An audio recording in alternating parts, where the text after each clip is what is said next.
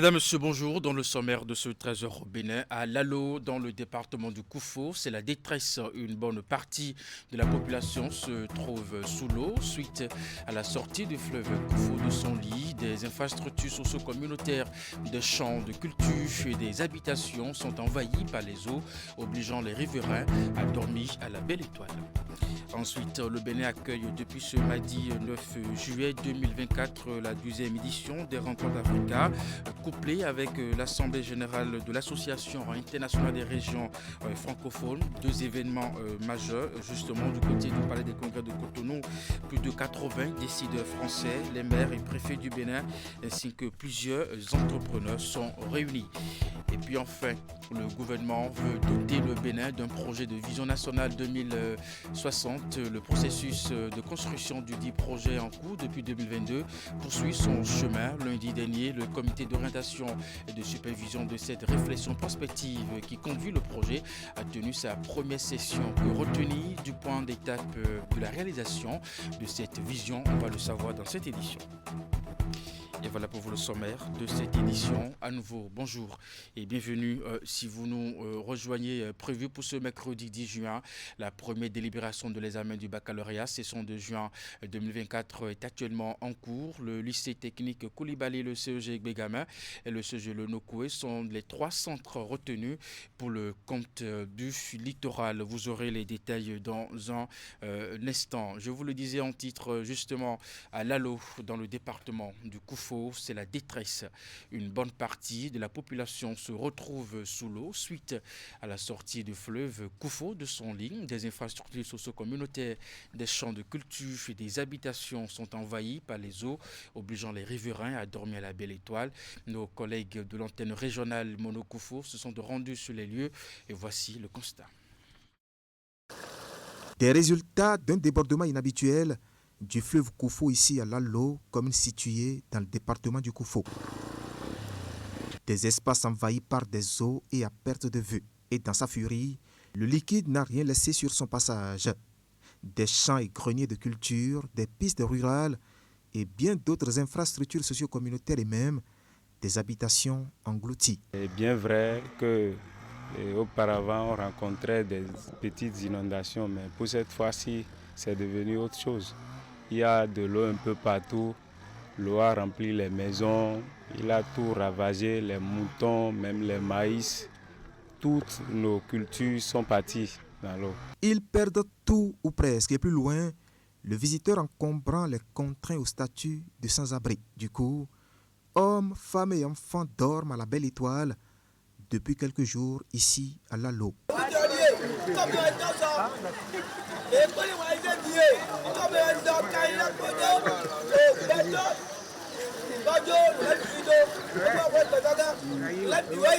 Au total, 7 arrondissements sur les 11 que compte la commune sont sous l'eau. Les sinistrés, eux, peuvent partager leurs sentiments de tristesse et de consternation avec les autorités. Ils sont venus leur dire d'être sereins. Demander aux autres de ne pas chercher à naviguer maintenant, à traverser le cours d'eau. Éviter de s'aventurer auprès des eaux. Et le message est constamment véhiculé au sein des populations qui cachent à peine leurs cris de détresse. Parce qu'il y a un peu de tout qui est parti, comment les avoir ou alors jouir des besoins fondamentaux, c'est un grand problème, c'est le souci de la population. Et surtout afin de prévenir certaines maladies. Nous sommes en saison pluvieuse, les maladies qu'on appelle le palud surtout. Nous demandons toutes ces interventions sanitaires afin d'éviter le pire. En attendant, les populations sont exposées aux intempéries avec tous leurs biens qu'elles ont pu sauver de cette inondation. À côté des dortoirs de fortune qui longent les principales artères, les bonnes dames, elles, s'accrochent à leurs ustensiles de cuisine et en plein air.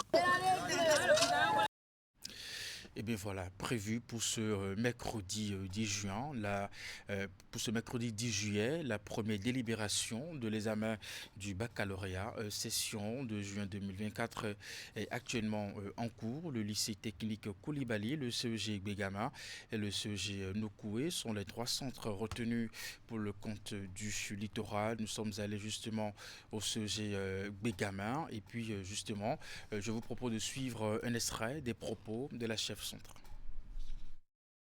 La délibération qui est la première proclamation des résultats du baccalauréat est une étape très attendue.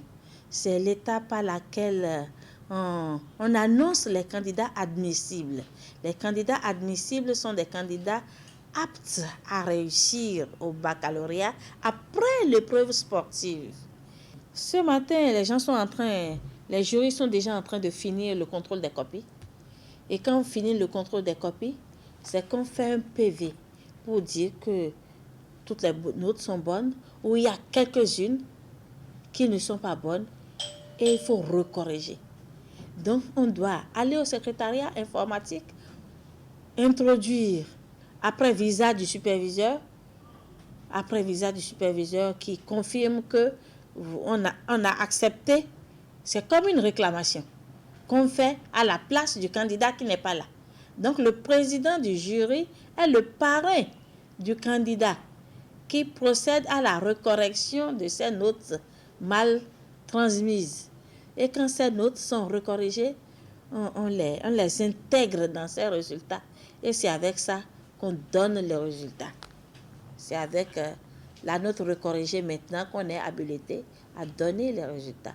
Sinon que les résultats sont déjà là avec quelques différences de correction qu'on va apporter, ça sauve les candidats.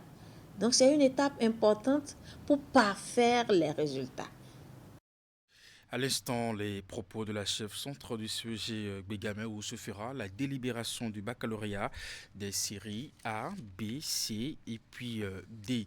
Cotonou, depuis ce mardi 9 juillet 2024, la capitale de la francophonie, 2 événements internationaux s'y tiennent simultanément sur invitation de l'ALICB et de l'ACAL. Il s'agit de l'Assemblée générale de l'Association internationale des régions francophones et des rencontres Africa. C'est le ministre en charge de la décentralisation de la gouvernance locale qui a lancé les travaux de l'Assemblée générale de l'AIRF en présence de plusieurs délégations des pays francophones. Compte rendu Estetofa.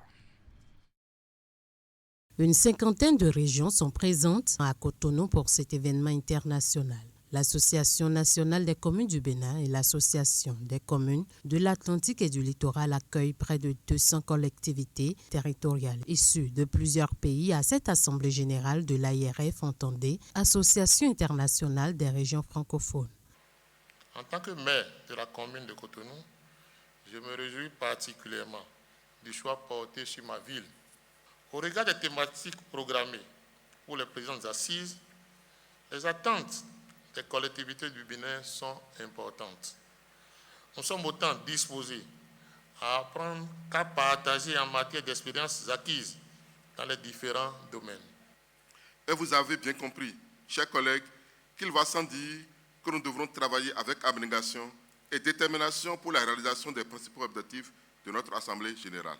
Stimuler le développement des territoires francophones, c'est la mission principale de l'AIRF, une mission qu'elle s'efforce de mener à bien à travers plusieurs actions. C'est des projets de coopération interrégionale, parce que la francophonie, c'est aussi de l'interrégional, et c'est aussi un volet qui est en très fort développement dans le cadre des activités de l'AIRF, qui est porté par le directeur et son équipe. Des formations thématiques extrêmement importantes aussi pour nos personnels qui exercent dans le cadre de nos collectivités territoriales.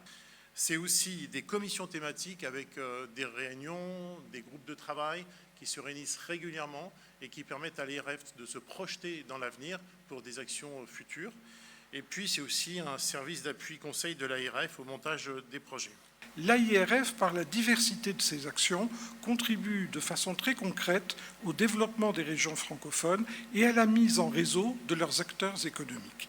Et ce, entre autres, par l'organisation de manifestations comme celle qui a lieu en ce moment même en partenariat avec les Rencontres Africa, rassemblant des entreprises béninoises, françaises ou encore des représentants de collectivités territoriales.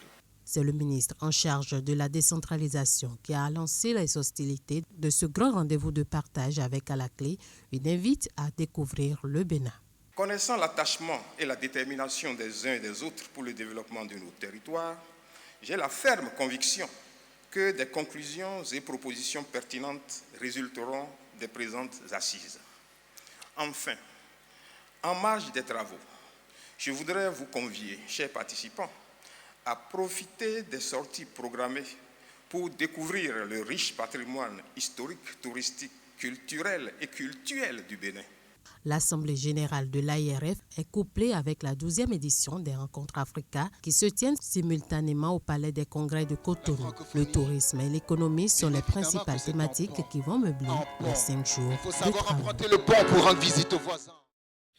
Le Bénin accueille aussi depuis ce mardi 9 juillet la 12e édition des Rencontres Africa, l'événement business pour réussir en Afrique réuni au Palais des Congrès de Cotonou. Plus de 80 décideurs français, les maires et préfets du Bénin, ainsi que plusieurs entrepreneurs. Les rencontres se sont ouvertes bien entendu ce mardi matin par des panels de discussion. Le Bénin, dans un contexte de croissance rapide, s'est mis depuis quelques années en ordre de bataille, misant sur la transformation et sur la valeur ajoutée. Et puis la ministre de l'Industrie et du Commerce, Sadi Assouman, a abordé lors de sa prise de parole à l'occasion du débat d'ouverture de l'événement.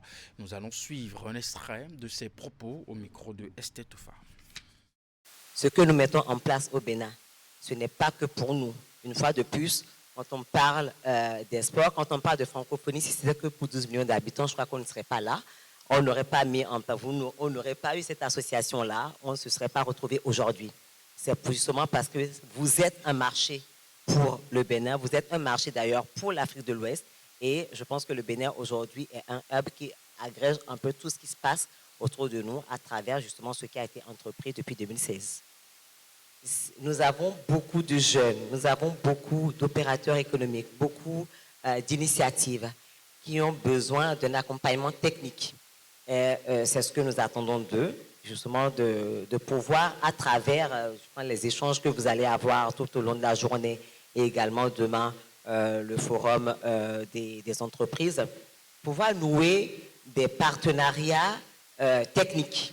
Surtout, c'est de ça que nous avons besoin parce que la matière première, nous en avons à revendre. Et notre politique aujourd'hui, le Bénin n'est plus un pays exportateur de matières premières.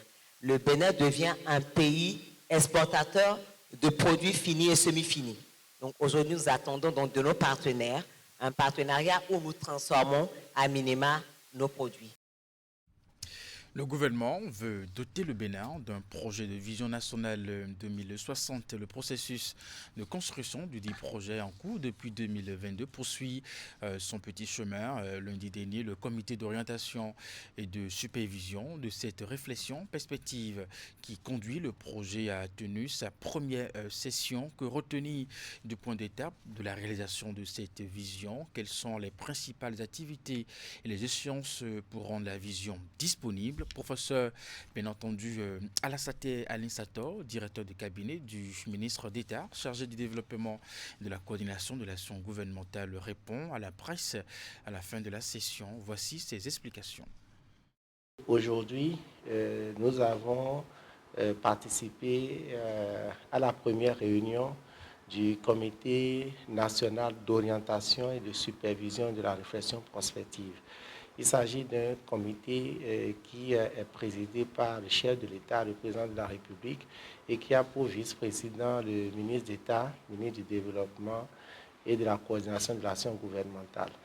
Et ce comité est composé, entre autres, de la présidente de la République, du ministre d'État, ministre de l'Économie et des Finances, du secrétaire général, ministre d'État, du président de l'Association nationale des communes du Bénin, du président du comité économique, du Conseil économique et social.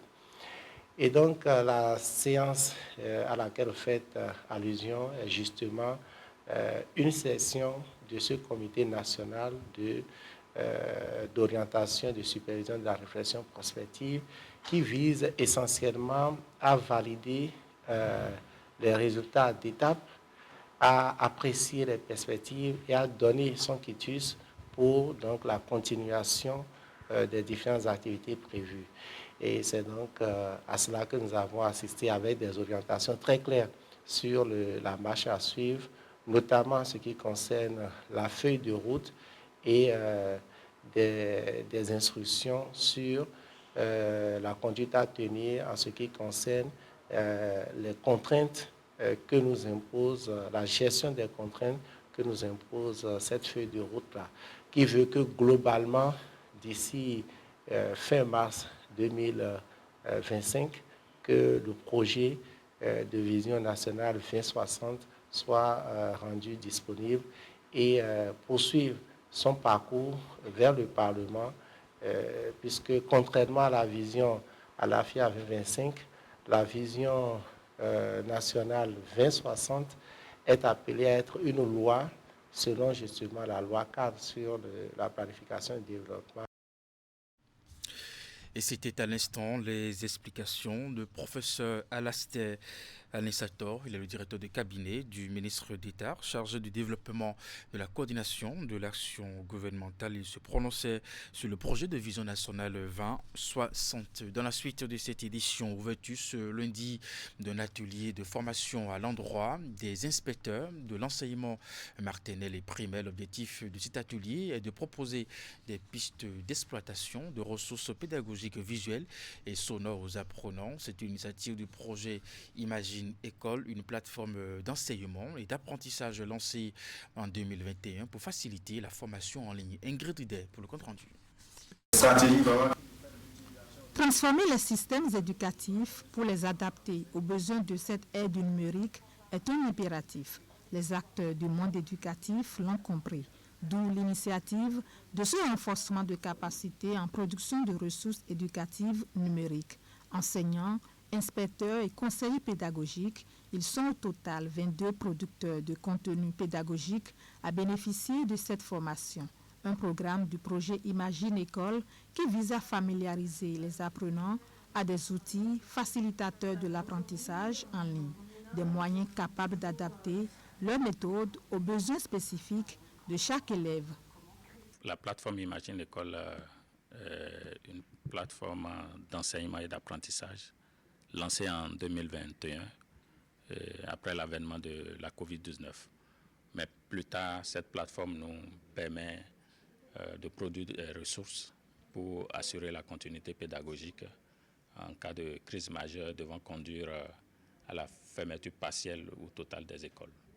Déclarée année de l'éducation au sommet des chefs d'État et de gouvernement de l'Union africaine, 2024 offre une opportunité unique au gouvernement de redoubler d'efforts. Ceci en vue de placer l'éducation au premier plan de l'agenda politique. C'est là tout le sens du projet Imagine École, dont l'objectif est d'appuyer le gouvernement béninois dans ses actions. L'UNESCO, en appuyant l'organisation de cet atelier, accompagne le Bénin dans l'atteinte de l'objectif de développement durable 4 qui stipule, je cite, « Assurer l'accès de tous à une éducation de qualité sur un pied d'égalité en favorisant l'apprentissage tout au long de la vie. » En participant à cet atelier, nous préparons ensemble la jeunesse africaine à s'intégrer et à prospérer dans ce contexte professionnel en perpétuelle évolution. À l'issue de ces 5 jours de formation, ces producteurs de contenu pédagogique seront en mesure de produire des ressources éducatives numériques, des bandes dessinées et la web radio. Et pour finir cette édition, l'UNICEF a procédé en fin de semaine écoulée à la remise de kits d'installation plus enveloppe financière aux jeunes artisans des communes de Natitengo et de Waké. L'événement s'inscrit dans le cadre du projet Jeunes pour la paix du nord du Bénin, un projet de l'UNICEF exécuté par Dedras ONG sur financement de l'Union européenne. La cérémonie de remise de kits aux bénéficiaires, au total 200, s'est déroulée dans les 2 localités précitées. Alassane Arounan pour le compte rendu. Ces jeunes hommes et femmes sont tous des artisans de différents corps de métier dans la commune de Waké.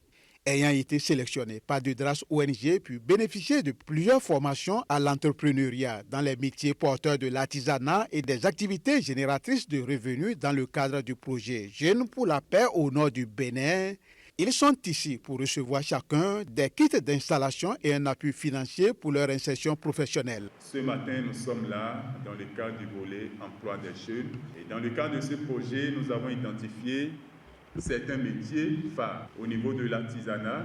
Et dans le volet agricole, nous avons identifié les chaînes de valeur agricole où nos jeunes se sont installés. Nous avons l'élevage de petits ruminants, les volailles et l'élevage de lapins. Le projet Jeunes pour la paix au nord du Bénin est un projet de l'UNICEF exécuté par Dedras ONG sur financement de l'Union européenne dans les communes de l'Atakora, la Donga puis la Libori. Il vise, au regard du contexte sécuritaire préoccupant dans ces zones, à habiliter les jeunes adolescents à promouvoir une culture de paix et de cohésion sociale à travers des formations professionnelles. C'est donc à ce titre que l'UNICEF vient accompagner ces jeunes. La cérémonie de ce jour, qui concerne 100 jeunes de notre commune Waké, dont 41 filles, est le témoignage une fois encore de l'engagement de l'UNICEF aux côtés du gouvernement pour la promotion d'une éducation inclusive et de qualité pour tous les enfants, en particulier les plus démunis et hors du système éducatif formel.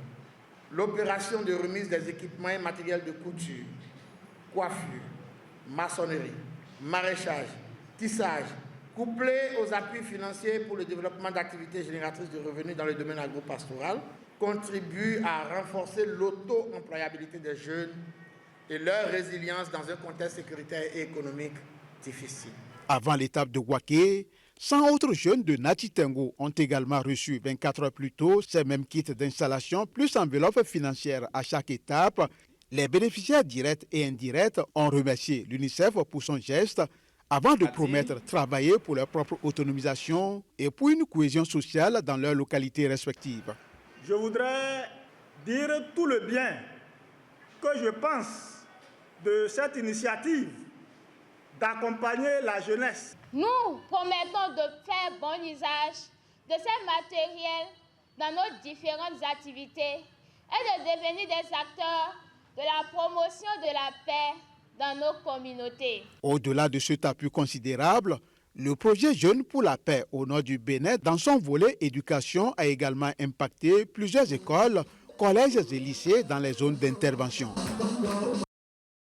Et c'est la fin de cette édition. Merci de l'avoir suivi, de votre fidélité à nos programmes. Puis à 16h30, votre bulletin d'information. 19h30, la grande édition de la soirée. Jusque-là, portez-vous bien et à très bientôt.